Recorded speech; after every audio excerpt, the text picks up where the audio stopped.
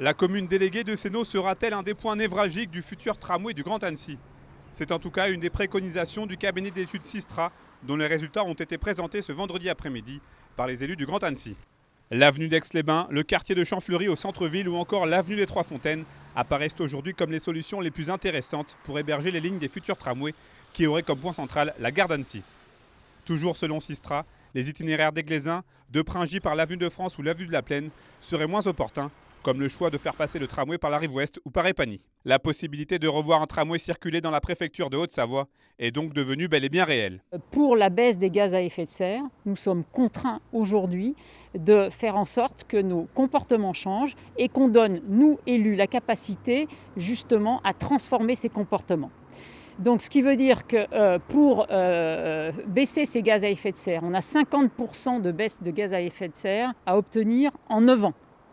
Pour ça, il n'y a qu'une seule façon, c'est de proposer aux grands Annéciens des mobilités de transport en commun en site propre.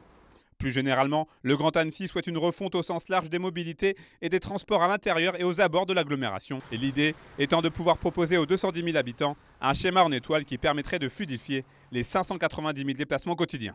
Et les 5 branches, en fin de compte, c'est quoi? C'est partir de Sénaux pour aller à Pringy, en tramway ou en BHNS en site propre, peu importe.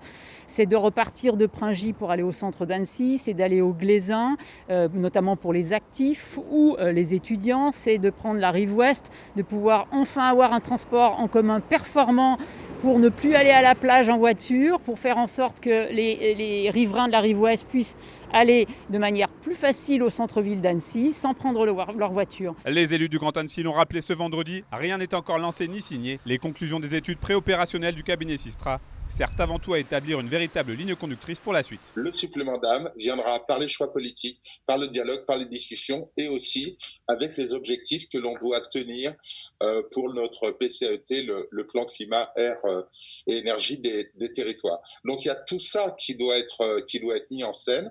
Ça, c'est un premier pas d'aide à la décision sur les scénarios, sur les tracés. On a des critères sélectifs et puis on va avoir les conférences des territoires, les 34 maires qui vont donner leur avis, les associations et à partir de là, on déterminera quelle sera la première branche, suivie de la deuxième, etc. Le coût total de ce schéma de mobilité est pour le moment estimé à 500 millions d'euros. Le Grand Annecy a d'ores et déjà annoncé son intention d'inscrire ce projet dans un contrat plan État-région. Le premier tramway du Grand Annecy pourrait être mis en service en 2026.